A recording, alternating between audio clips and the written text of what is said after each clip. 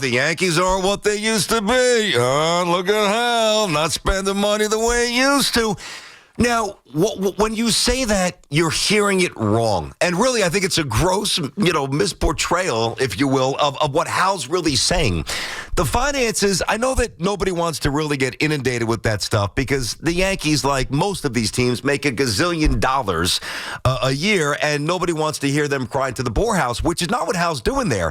Hal is just being very honest, and he's setting up a very distinct difference between what he has access to financially and what the Dodgers have financially access to. Now, I'm not feeling sorry for the Yankees because for all these years, there was this massive discrepancy between the Yankees and just about every other team in baseball. And quite frankly, there was a direct correlation to what the Yankees spent and the amount of championships the Yankees won. That's changed a little bit. The business of baseball has changed. The evaluation of talent has certainly changed here. I think when you hear that, that is very easy to rip. I got no problem with that because he's not wrong. The Yankees, I believe Hal is worth himself, I want to say, last I checked, right around $1.2, $1.3 billion, whereas the Dodgers, their group, that's a financial group, they're worth about $330 billion. So, I think anybody at this point that is just railing on the Yankees, I think, quite frankly, and if you're a Yankee fan, now if you're railing on the Yankees and you're not a Yankee fan, well, then you just railing on the Yankees because you're railing on the Yankees. And by the way, that's okay too. That's acceptable. But if you're a Yankee fan and you're disenchanted with the financial direction of the franchise, honestly, I really think that you're off base. I respect your opinion, but I just vehemently disagree. I don't think it's an accurate portrayal of what's going on. Now, see, the Yankees right now could have a 400, let's just throw out a crazy number. Let's say the Yankees got Bregman. Let's say the Yankees did one more thing in addition to what they've already done and in addition to Bregman. And let's say the Yankees entered the 2025 season with a payroll of $418 million. All right, let's just say that. 418. Wacky stuff. Wacky. Over the threshold, incredibly penalized for the amount of money they're spending.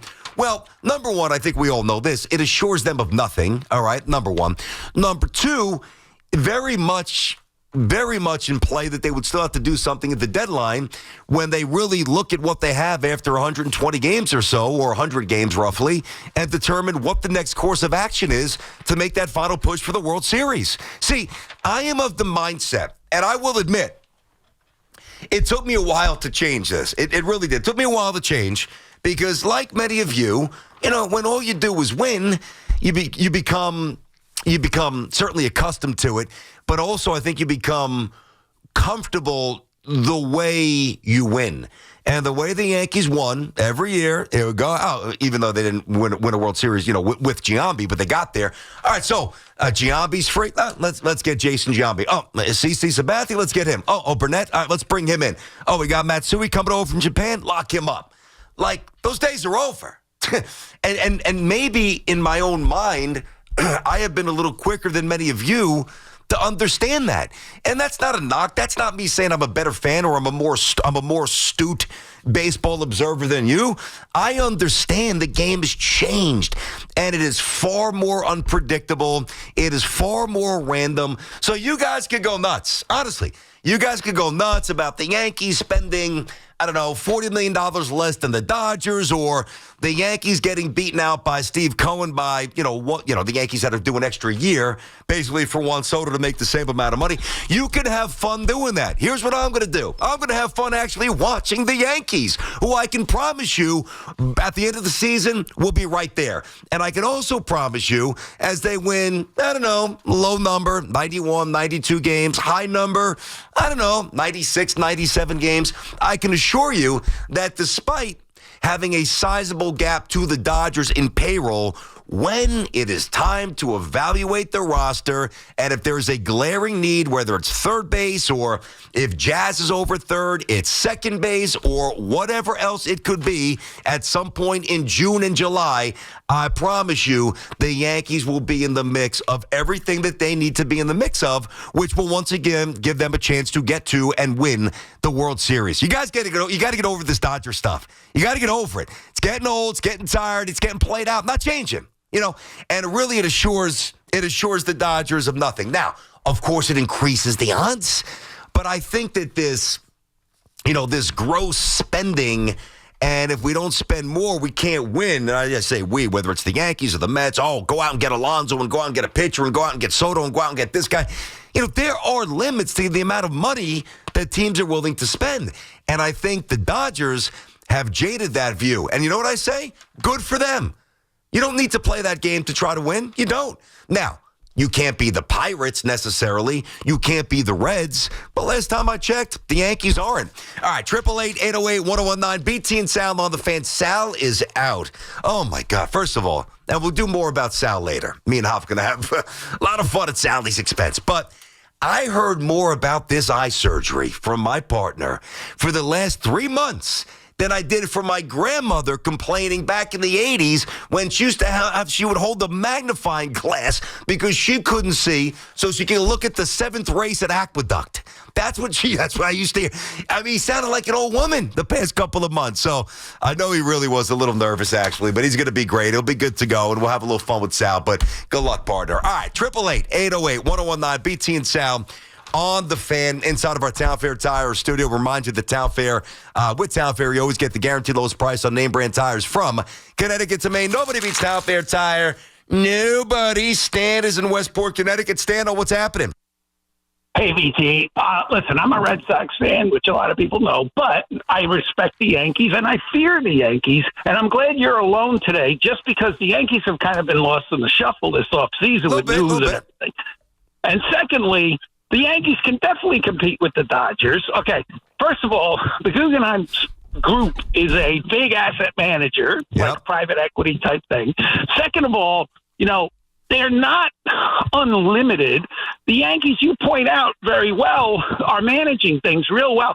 Here's my beef with the Yankees and not the Yankees themselves. Respect them and fear them, as I said. The Yankee fans. Remember last year, 25 games over. How many people called or posted on X or YouTube, fire Boone, fire Cashman, force Hal to sell? I mean, it was insane. They're 25 games over 500. Are you kidding me? That's what the Yankees have to fans have to chill out on. It's ridiculous. They made the World Series. Yeah, I got you. I get you, but excuse me, it's not just getting to the World Series. As you know, thanks for the call, Stan. It's about winning the World Series. That's what the Yankees are about. That's what the Yankees have always been about. Now, I'm not going to slap the Yankee fan on the wrist for, over the years, complaining about maybe some, and I don't want to sound like a jerk when I say this, but some dead weight kind of holding down the roster. Like, we just got tired of watching Aaron Hicks play. We just got tired of watching Joey Gallo trot out to the left field and strike out, every time he got up. We got tired of watching, and we still are. Who knows? Maybe he has a little renaissance this year. I'm not banking on it. We're getting tired of watching DJ LeMahieu, grind through seasons and miss 60, 70, 80 games in stretches and just no longer resemble a functional major league player. Getting a little tired of that. That we are in alignment on that. That doesn't mean that, and I'm not saying this by any stretch, that whatever the Yankees do well. I don't believe that. I think the Yankees do a lot of things well. I think the Yankees do, maybe outside of the Dodgers, as much well as anybody in baseball. And I just think there's been a little bit of a misrepresentation as to who they become. Yes, it's Hal's different than George. Understood. Get over it. I can't take it anymore. I really can't. All the phone calls. Now, we just got to shut it down when you guys call me and Sal with this. Oh, back in the day, George got it. George was different. So was baseball. Click. But I hear other complaints. I hear other conversations. I see other social media threads. You are living in an antiquated world. You've got to understand. It's like, think about this. I'll give you an example. So take Iona, and I'm not picking on Iona. Iona's very good school, good basketball program, good history. I got love for Iona up in New Rochelle. I always have, right? You can go back to Jeff Rulin, always. So Iona. Let's take, say, Iona and their NIL fund for basketball, and let's contrast that to Kentucky, okay? There's no comparison. I mean, hell, at this point, you can really contrast it to St. John's, and we'll get to St. John's later. It just continues to roll. St. John's now spends a lot of money, but for effect, I'll use Kentucky. There's no comparison. And in that scenario, Kentucky's like the Dodgers, and Iota's like the Reds or the Pirates. It is a very imbalanced system. Boone, we talked about this. I think he's right, and I said this to Sal weeks ago. I think we are staring at a massive work stoppage. I think the business of baseball, I think it's broken.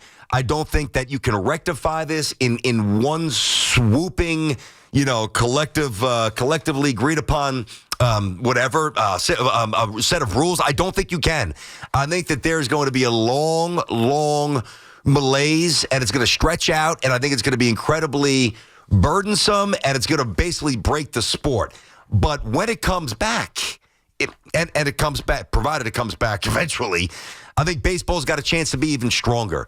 But right now, you just got to deal with it. Like, forget about it, and understand, like I do, and I think you should as well, you've got to stop pining for the past. And I don't want to get too preachy here, but when you constantly fixate on the past, or you constantly look at somebody else's backyard, genuinely and generally both, you're going to lose sight of what you have. Now, if you've got a dilapidated home and you've got, 9 dead trees in the backyard and the concrete's busted and you don't have a very aesthetically pleasing backyard, I don't blame you. Look at the backyard. I talk about my arborvitaes. Look at your neighbor's backyard, and it's okay. They always say you shouldn't, don't be envious of your neighbors. But if they got a nicer backyard, well, then go do something about it. Fix up yours, all right? But the Yankees' backyard's beautiful. It's beautiful. All right. Dodgers have a little bit of a bigger pool. All right. Dodgers have 720 more, square feet, more property space. All right. Dodgers pay $3,000 more in property tax. What does it mean? You still got to play 162, and really, you have to win. And I'll tell you what, like last year's Yankees team, and I really mean this, if they would have played the Dodgers in a World Series 10 different times, now the script may have been different. Judge is not dropping the pop-up, and probably Torres finds a way not to let that ball trickle into the outfield, all the other stuff, right? To play at first base with Rizzo and Cole, not happening. But I'd still guarantee that they lose 7 of 10 series. You know why? Not because the Dodgers spent more money. They spent more money wisely, meaning they had better, well-rounded players who can run, who can throw, and who can field. So when Juan Soto wasn't cutting off balls down the line, guess what? Mookie Betts was. When balls were trickling all around the infield by the Yankees, guess what? Tommy Edman was making sure that wasn't happening for the Dodgers. So, yeah, they're better. Yeah, they've got a few better players. They're beyond reproach? No. You've got to become a better baseball team. And by the way, this applies to the Mets too. This applies to anybody that wants to unseat the Dodgers. You don't have to spend the same amount of money, but you better not be deficient in multiple parts of the game. And the Yankees were. And they got absolutely exposed. Frank's in White Plains. Frank, what's happening? Yeah. Listen, Dodgers, they spend the money and they got the players. That's the thing. They spend a lot of money. But look the players they got. Yep. The Yankees, they spend the money. Really, when you look at it, they got it proved, but not to match with the Dodgers, even with the money. Yankees, they have a lot of money, but they're not going to spend it. George Steinberger used to spend a lot of money. There we go. Here we go, right? Georgie, here we go, Georgie. All right. Cue up the violin. We got the old Georgie conversation. I just want to get the band going for you, Frank, while we talk a little George. Go ahead, Frank. Go ahead.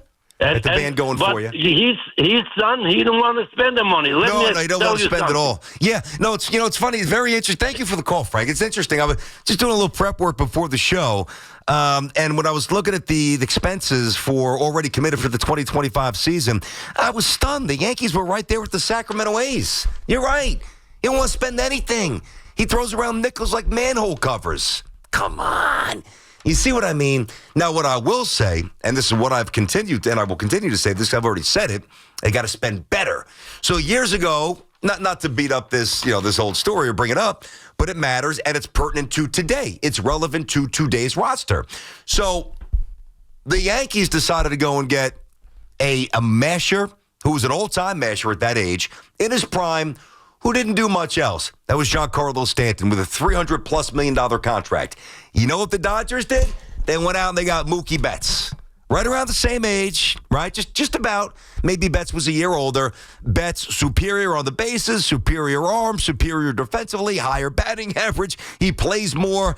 I mean, so it's not about the unwillingness to spend money. God, if you guys don't know this by now, geez, I can't help you. I can't help you if you don't know this by now. Hal, I've got zero issues with Hal. Well, let me take that back. If I have one issue with Hal, this is actually a fairly big gripe, and I've also said this as well. But I would like to see Hal, and to Cohen's credit, Cohen has shown a willingness to do this more than Hal. Get rid of dead weight a year earlier rather than a year later. You know, we shouldn't have to have conversations for months about the Hickses and the Gallos and the DJ LeMayhews. I know Stanton was a beast in October, but, 1 through 162, he's an issue. Guys like that. That is where it gets tiring, and that's where I admit, I say to myself, man, if I own the Yankees, I know it's easier on the air than not, than when you actually do it, but, I'd find a way I'd make it disappear, and I would just become more... I'd be a little less financially solvent, but I'd have a better roster at that point, which would increase the odds of me winning. So yesterday, that's what I say. Yesterday was a very, very big and fun. We had a blast with Boone. Aaron Boone's a great guy. He really is. I've always defended Boone. That's funny. I'll tell you this, and we'll get a quick break, come back, get these calls. 888-808-1019. By the way, it looks like the Pete stuff. Pete Alonso and the Mets might be back on the old hopper. I mean, when is this saga going to end? Pete, can you just, God, come on, dude. Make a decision, man. You're good. You're not this good. Anybody else getting tired of talking about Pete Alonso? Like he's freaking Ken Griffey? Come on already. Jeez. Come on. But anyway, we hung out after the show yesterday, and it was awesome. It was me and Hoff and obviously Sal and Booney and our boss Ryan Hurley, Dave down the hall as well. Really, really cool. Had some good food, talking a little shop off the record.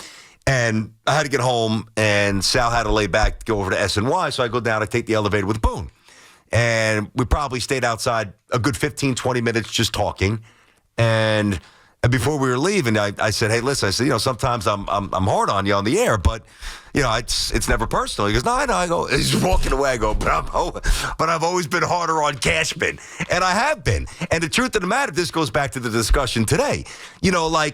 If there's anything to criticize the Yankees on, and this all goes back to what Hal said yesterday, it's not that they don't spend enough. It's not that they don't spend a lot. It's not that the Yankees aren't competitive with all their peers. They're no longer reckless. All right? They are no longer foolish with their money. They got to be better in some other avenues, like player development. But the money, I got no problem with the way the Yankees spend their money. I truly don't. I don't. 888-808-1019. BT and Sal here on The Fan.